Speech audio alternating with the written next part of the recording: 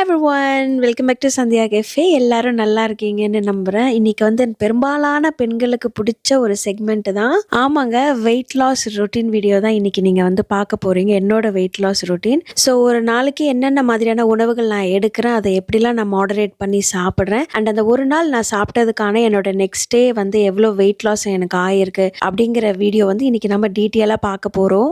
சந்தியா கேஃபேல ரெகுலராக வரவங்களுக்கு தெரியும் நான் என்ன மாதிரி டயட் ஃபாலோ பண்ணுறேன்னு. பட் புதுசாக பார்க்க வரீங்கன்னா உங்களுக்காக சொல்கிறேன். நான் வந்து பேலியோ ஃபாலோவர். மற்ற டயட்டை விட பேலியோ தான் எனக்கு ரொம்பவே கம்ஃபர்டபுளாக இருக்குது ஃப்ரெண்ட்ஸ். ஸோ அதனால் நான் ஒரு 8 to 9 இயர்ஸாகவே நான் வந்து பேலியோ தான் ஃபாலோ பண்ணுறேன்.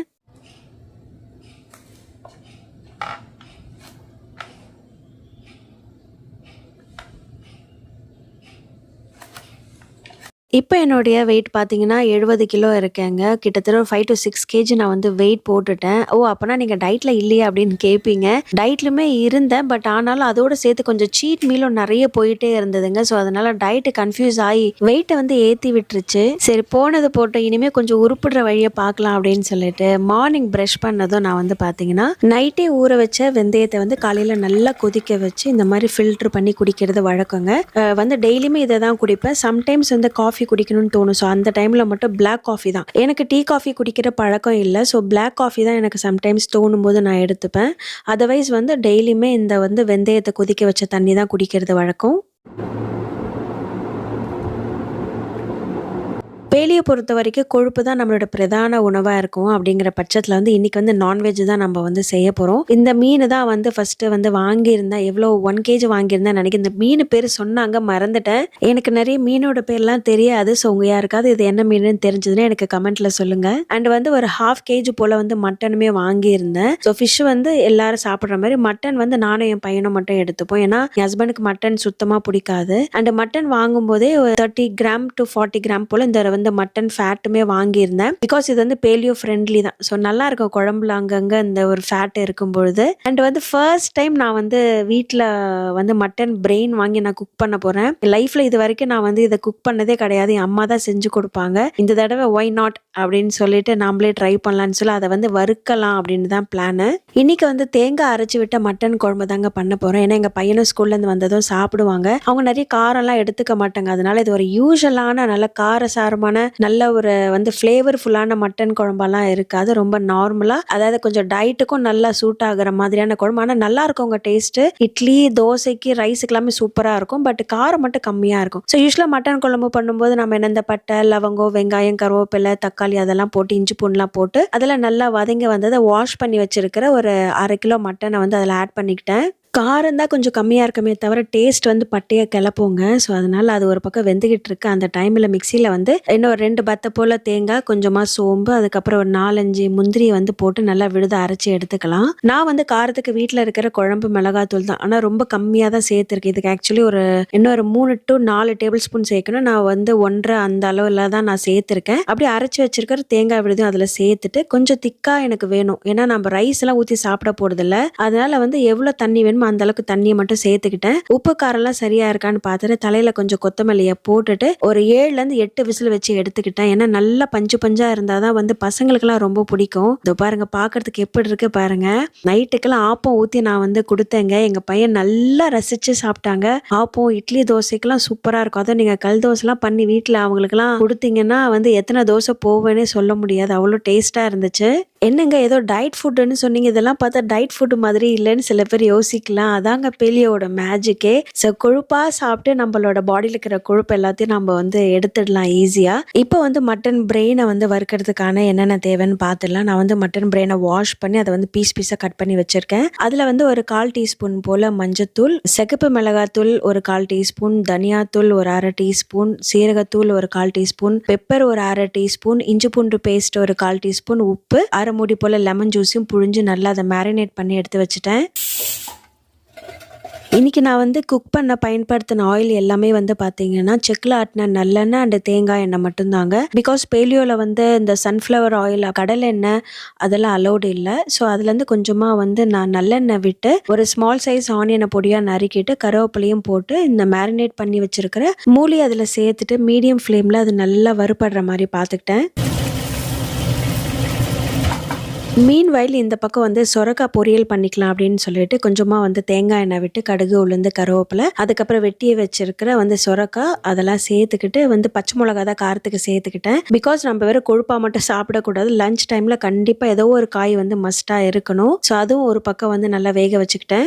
எல்லா டயட்லையுமே பொதுவாக நம்ம சொல்கிறது வந்து நிறைய தண்ணி குடிக்கணும்னு சொல்லி மினிமம் 2 liters ஆஃப் வாட்டர் அதாவது நம்ம டெய்லி இன்டேக் எடுத்துக்கணும்னு. நாம் வந்து பிளெயினாக வாட்டராக குடிக்காம அதில் கொஞ்சம் ஏதாவது ஒரு ஹெல்த் பெனிஃபிட் சேர்க்கலாம் அப்படின்னு சொல்லிட்டு தான் இந்த ஒரு சியா சீட்ஸை வந்து நான் டெய்லியுமே ஒரு 1.5 லிட்டர் வாட்டரில் வந்து 1 டீஸ்பூன் போல் சியா சீடை சேர்த்து அது ஒரு 15 to 20 மினிட்ஸில் நல்லா சோக்காய் நல்லா பொசன்னு ஊறிடும். அதை வந்து டெய்லியுமே நான் வந்து தண்ணியாக எடுத்துப்பேன். இது போக நான் எக்ஸ்ட்ரா ஒரு 2 லிட்டர் போல் நான் வந்து தினமே தண்ணி வந்து குடிக்க ஸ்டார்ட் பண்ணிட்டேன். ஒருவேளை நான் எப்போயாவது வெளியே போகிறேன் அப்படின்னா அங்கே வந்து நமக்கு கிரேவிங்ஸை கண்ட்ரோல் பண்ணுறதுக்கு வந்து பசி அடக்கிறதுக்கு இதே சியா சீட் வாட்டரில் வந்து ஒரு ஃபுல் லெமனோட ஜூஸை சேர்த்துட்டு ஹிமாலயன் பிங்க் சால்ட்னு சொல்லுவாங்க பாருங்க, நாட்டு மருந்து கடைகளில் இந்து உப்புன்னு கிடைக்கும், அதையுமே நான் சேர்த்து நான் மிக்ஸ் பண்ணி கொண்டு போயிடுவேன். ஸோ பசி எடுக்குதோ அப்போல்லாம் இந்த தண்ணியை எடுத்துக்கிட்டாலே நல்லா ஃபில்லிங்காக இருக்கும். அது மட்டும் இல்லாமல் இது நம்ம தொடச்சா குடிக்கிறதுனால நம்ம பாடியில் இருக்கிற கெட்ட தேவையில்லாத நீர்லாம் இருக்கும் பாருங்க, அது எல்லாத்தையும் இது வந்து ஃப்ளஷ் பண்ணிடும். காலையில் நகுலன் ஸ்கூலுக்கு போனதுமே பார்த்தீங்கன்னா அந்த நாளுக்கான மொத்த டயட்டுக்கான அந்த ஃபுட்டையுமே நான் வந்து குக் பண்ணிடுவேன்.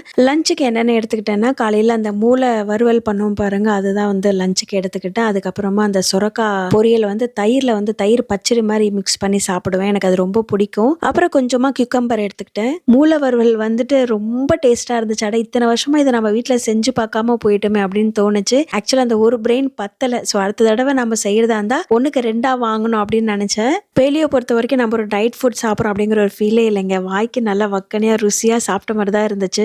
மார்னிங் பிரேக்ஃபாஸ்ட்லாம் கிடையாதுங்க, ஸ்ட்ரெயிட்டாக ஒரு 12 to 12:30க்குலாம் லஞ்ச் நான் முடிச்சிருவேன். இப்போ டைம் பார்த்தீங்கன்னா அரௌண்ட் ஒரு 2:30 ஆகுது. எப்பவுமே இந்த டைமில் வந்து கொஞ்சம் யூடியூப்ல சில வீடியோஸ்லாம் பார்த்து நான் ஒர்க் அவுட் பண்ணுறது இப்போ புதுசாக ஸ்டார்ட் பண்ணியிருக்கேன். ஏன்னா நல்ல ஒரு சேஞ்ச் எனக்கு தெரியுது. முன்னெல்லாம் ஜிம் போயிட்டு இருந்தேன், ஆனால் ஒரு கட்டத்தில்னா அதுக்குன்னு ரெடி ஆகணும், அதுக்குன்னு போகணும், வண்டி எடுக்கணும், வரணும்னு ஒரு மாதிரி அலுப்பாக இருக்குது. அதனாலே அதை வேஸ்ட் பண்ணிடுறேன், போகிறதே கிடையாது. பட் வீட்டில் வந்து இந்த மாதிரி ஒர்க் அவுட் பண்ணும்போது ரொம்பவே நல்லா இருக்கு. ஹெவியான வந்து ஒர்க் அவுட்டே கிடையாதுங்க. யூடியூப்ல ஒரு வீடியோ ஒன்று பார்த்து வச்சிருக்கேன். ஸோ அவங்களோட ஒரு 30 மினிட்ஸ் வந்து வீடியோ நான் வந்து பார்த்துட்டே பண்ணிடுவேன். அவ்வளோ நல்லா இருக்கும். நமக்கு வந்து எக்ஸசைஸ் பண்ற ஃபீலே இருக்காது, ரொம்ப லைட்டா இருக்கும். ஸோ நோ ஜம்பிங் வந்து நோ ஹார்ட் ஒர்க் அவுட்ஸ் அந்த மாதிரிலாம் எதுவுமே கிடையாது. பாருங்க எவ்வளோ ஈஸியா இருக்குன்னு பாருங்க. ஸோ இவங்களோட வந்து அந்த வீடியோ தான் நான் சேவ் பண்ணி வச்சிருக்கேன். இந்த வீடியோவில் வந்து டிஸ்கிரிப்ஷன்ல இவங்களோட அந்த வீடியோட லிங்கையுமே நான் வந்து கொடுக்குறேன். நீங்களும் வீட்லேயே சிம்பிளா ஒரு 30 மினிட்ஸ் இந்த ஒர்க் அவுட் பண்ணணும் அப்படின்னு நினைச்சீங்கன்னா நல்லாவே நமக்கு வந்து சேஞ்ச் தெரியுங்க. எஸ்பெஷலி நம்மளோட ஃபேஸ்லலாம் வந்து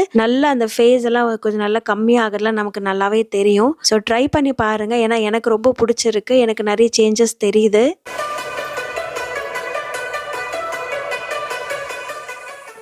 ஒர்க் அவுட் முடிச்சு குளிச்சு ஃப்ரெஷ்ஷாக ஆகிட்டேன். அந்த சியா சீட் வாட்டர் பார்த்தீங்கன்னா ஆல்மோஸ்ட் ஒரு 1 லிட்டர் காலி பண்ணிட்டேன். இன்னும் ஒரு 1/2 லிட்டர் தான் இருக்குது. ஸோ நைட்டுக்குள்ளே அதையுமே நான் வந்து முடிச்சிருவேன். டைம் ஒரு 5 o'clock போல் இருக்கும். இதுதான் வந்து டயட் ஃபாலோ பண்ணுறவங்களுக்கு ரொம்ப ஒரு க்ரூஷியலான ஒரு டைம்னு சொல்லலாம். ஏன்னா இந்த டைமில் தான் நமக்கு பயங்கரமாக கிரேவிங் வருங்க. இந்த bakery item, snacks, bajji, bonda, வீட்டில் சாக்லேட்ஸ்லாம் இருந்தால் அதெல்லாம் வந்து நம்ம கண்ணு முன்னாடி வந்து போகும். சீட் பண்ணுறதுக்கான முக்கியமான டைமே பார்த்தீங்கன்னா இந்த டைமில் இருந்து தான். ஸோ அதை எப்படி நான் வந்து கண்ட்ரோல் பண்ணுவேன், இந்த மாதிரி நெல்லிக்காய் ஜூஸ் குடிச்சுதாங்க நான் கண்ட்ரோல் பண்றேன். ஒரு பெரிய சைஸ் நெல்லிக்காய், அப்புறம் 10ல இருந்து 20 புதினா, ஒரு கைப்பிடி அளவுக்கு கருவேப்பிலை, இது மூணுமே வந்து அரை சொம்பு போல தண்ணியை சேர்த்து நல்லா அடிச்சு எடுத்து ஃபில்டர் பண்ணிடுவேன். அதுக்கப்புறம் இந்த பிங்க் சால்ட்னு சொன்னேன் பாருங்க, இந்து உப்புன்னு, அது தேவையான அளவுக்கு போட்டு மிக்ஸ் பண்ணி ஃப்ரிட்ஜில் வச்சிருவேன். கரெக்டா அந்த 5 to 5:30 டைம்ல கிரேவிங் வரும்போது சில்லுன்னு எடுத்து குடிச்சேன்னா 8 o'clock வரைக்கும் பசிக்கு நினைப்பே வராதுங்க. நம்ம கிரேவிங் சீட் பண்ணணும் அப்படிங்கிறது எதுவுமே தோணாது. அண்ட் அஃப்கோர்ஸ் இந்த நெல்லிக்காய், கருவேப்பிலை, புதினா, இதோடைய பலன்கள் பத்தி சொல்ல வேண்டியதே இல்லை. அவ்வளோ மருத்துவ குணங்கள் இருக்கு நம்ம ஸ்கின்னுக்கு, நம்ம வெயிட் லாஸ்க்கு, நம்ம ஹேருக்கு எல்லாமே. ஸோ இதை வந்து சில்லுன்னு ஃப்ரிட்ஜ்ல இருந்து எடுத்து குடிச்சிருவேன். அவ்வளோ டேஸ்டா இருக்கும். நீங்க வீட்டில் ட்ரை பண்ணி பாருங்க. நிறைய பேர் காலையில அந்த மாதிரி குடிக்கிற பழக்கம் இருக்கு. பட் நம்மள மாதிரி சீட் பண்றதுக்குன்னே அலையிற ஆளுங்களாலாம் இருந்தீங்கன்னா அரைச்சி ஃப்ரிட்ஜில் வச்சிருங்க. ஸோ ஈவினிங்ல ரொம்பவே நமக்கு யூஸ்ஃபுல்லா இருக்கும். மதியானம் குக் பண்ண அந்த மட்டன் குழம்பு இருக்கு பாருங்க, இப்பதான் நைட்டுக்கு தான் நான் சாப்பிட போறேன். ஸோ அதை வந்து ஒரு பக்கம் வந்து நல்லா சூடு பண்ணி எடுத்து வச்சுட்டேன். இப்போ நைட்டுக்கு பார்த்தீங்கன்னா ஒரு 2 முட்டையை வந்து ஹாஃப் பாயில் மாதிரி போட்டு அதுக்கப்புறம் கொஞ்சம் வெள்ளரிக்காய், அப்புறம் மட்டனோட அந்த அந்த கறியை தான் வந்து நைட்டு டின்னருக்கு எடுத்துக்க போறேன்.